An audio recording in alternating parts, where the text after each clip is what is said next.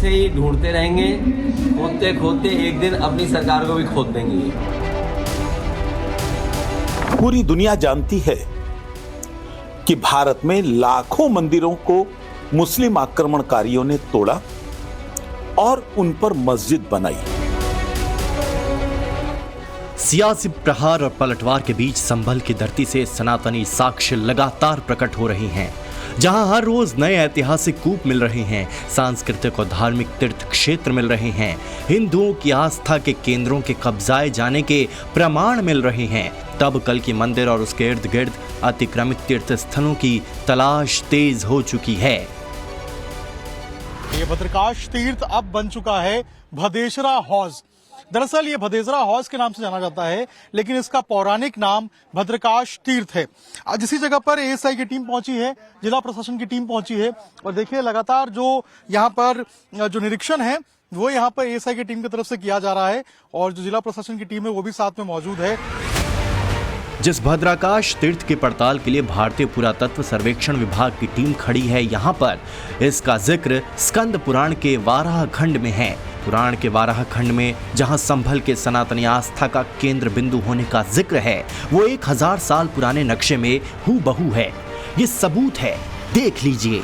साल 1065 के मैप में यहाँ मत्स्योदरी तीर्थ है, उसी के ठीक नीचे भद्रकाश तीर्थ भी है।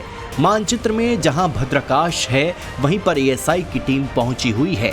उन्हें क्या क्या साक्ष्य मिला है वो देखिए। अगर आप देखेंगे जो पुराने जमाने में जो दीवार तीर्थों के हुआ करते थे वो दीवार देखिए, ये उसी तरीके से बाउंड्री है, छोटी ईंटों वाली। जैसे पुराने जमाने में छोटी ईंटों का इस्तेमाल किया जाता था, बिल्कुल इसी तरीके से देखिए ये छोटी ईंट जो है यहाँ पे इस्तेमाल किया गया है।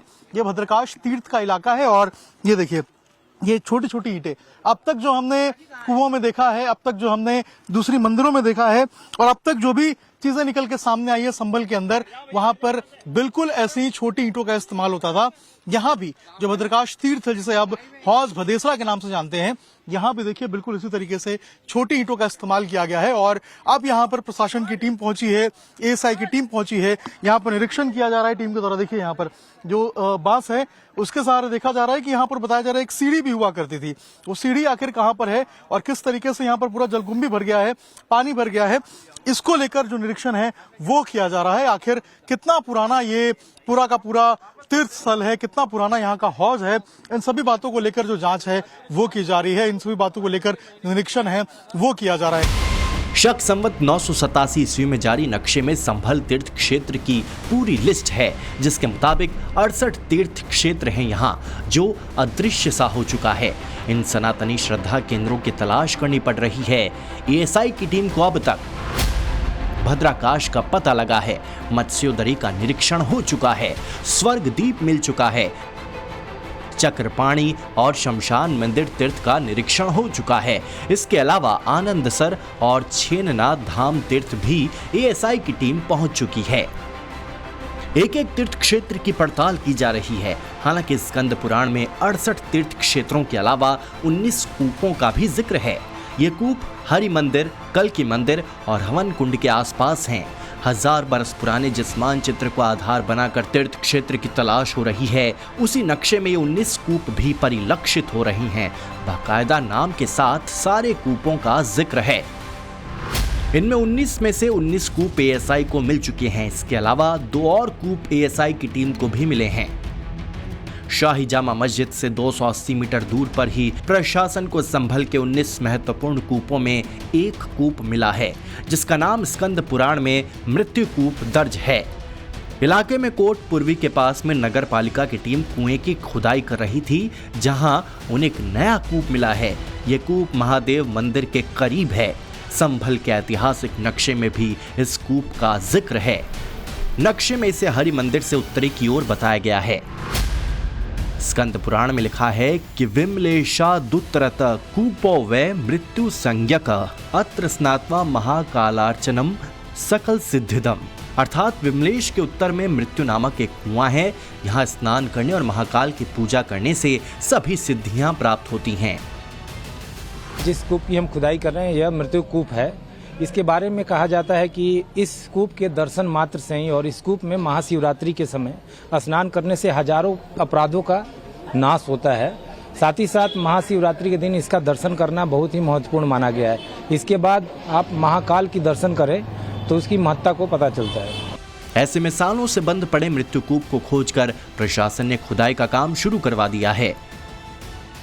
देख रहे हैं जिसे अब खोदा गया है, आज ही ये कूप मिला था और उसके बाद देखिए यहाँ पर जो खुदाई है वो की गई है। लगभग 8 फीट गहरा जो है इसे अभी खोदा गया है और कल भी बताया जा रहा है कि यहाँ पर खुदाई होगी। ये मृत कूप है और कहते हैं ऐसा कि उस पानी के स्पर्श से जो है वो इंसान को मोक्ष की प्राप्ति होती है, ऐसा जो है वो पुराने जमाने में कहा गया है। ये 19 कूपों में से एक कूप है जिसका जिक्र यहाँ पर स्कंद पुराण के जो मैप है उसके अंदर होता है। और ये देखिए यहाँ पर जो कूप है वो आपको नजर आएगा और ऐसे ही जो तमाम कूपे हैं जिनको आइडेंटिफाई किया है प्रशासन ने, उन सबों को खुदवाने का जो काम है वो किया जा रहा है।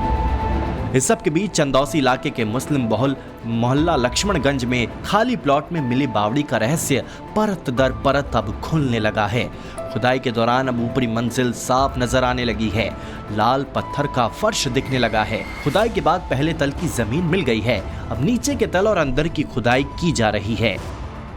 जो ये नीचे का ग्राउंड है ये भी आपको लाल पत्थर से बना हुआ नजर आएगा। अंदर आप देखिए ये भी लाल पत्थर से बना हुआ ग्राउंड है। तो आप समझिए कितना पुराना इतिहास रहा है इस बावली का।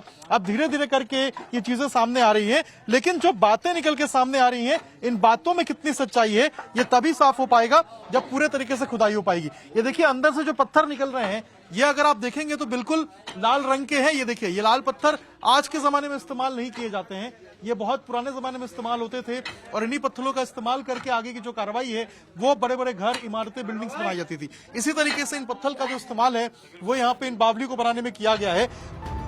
17 दिसंबर को मोहल्ला लक्ष्मणगंज में 150 साल पुराना खंडर नुमा बांके बिहारी मंदिर मिला था। उसके बाद मंदिर के पास ही गली में स्थित खाली प्लॉट में बावड़ी होने का दावा किया गया था।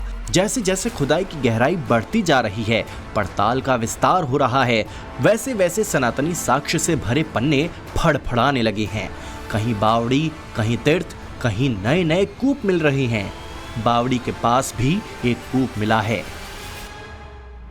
बावरी से लगभग 200 मीटर की दूरी पर एक और कूप मिला है। सामने जो है वो पृथ्वीराज चौहान की बावरी है और उसी बावरी के बगल में जो है ये देखिए यहाँ पर ये जो कूप है ये आपको देखने को मिलेगा। आज प्रशासन ने इसे भी यहाँ पर खुदवाया है। ये देखिए आपको जो मलबा है ये इस कूप का जो है वो आपको नजर आएगा और बताया जा रहा है कि कल भी जो है यहाँ पर खुदाई हो सकती है।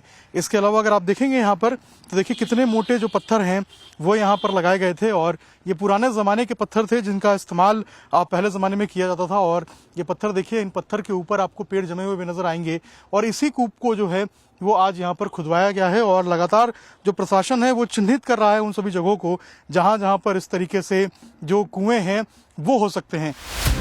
किश्तों में ये पौराणिक प्रमाण मिल रहे हैं, सारे साक्ष्य सरकारी दस्तावेजों में दर्ज हो रहे हैं, लेकिन ये अखिलेश यादव सरीखे नेताओं को पसंद नहीं है। ऐसी खुदाई की खिलाफत करने वाले अखिलेश कुछ यूं सरकार पर नश्तर चला रहे हैं। खुदाई से रास्ता नहीं निकलेगा। ये खोदने वाले लोग सौहार्द को खोदेंगे और पहले भी गलत था, क्योंकि जब हमारे देश में प्लेसेस ऑफ वर्शिप एक्ट पहले से मौजूद है और प्लेसेस ऑफ वर्शिप एक्ट इस बात की पाबंदी लगाता है कि किसी तरह की चीजों में इस तरह के सर्वे, इस तरह के खुदाई के काम न हो। हालांकि इससे न तो भारतीय जनता पार्टी इत्तेफाक रखती है, न ही हिंदूवादी संगठन।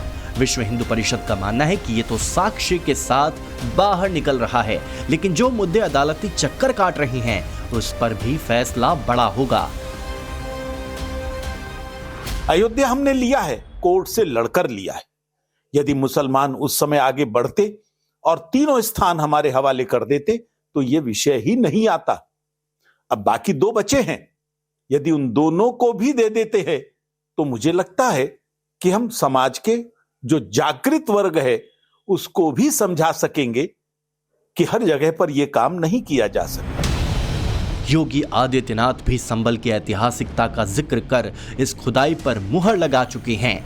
जाहिर है कि पश्चिमी उत्तर प्रदेश में हिंदुओं के नए तीर्थ स्थल के रूप में जहां संभल धीरे धीरे उभरने लगा है, वहीं सियासी नजरिए से भी गोलबंदी के करीब पहुंच चुका है। क्योंकि जिस तरह कब्जाए और दबाए गए सनातनी तीर्थ स्थल बाहर निकल रही हैं, वैसे वैसे सनातनियों का उत्साह बढ़ रहा है। जिस संभल और उसके आसपास के इलाकों में करीब 3 दशकों से समाजवादी पार्टी का दबदबा रहा है, उसे योगी 2027 में खत्म करने की तैयारी में है।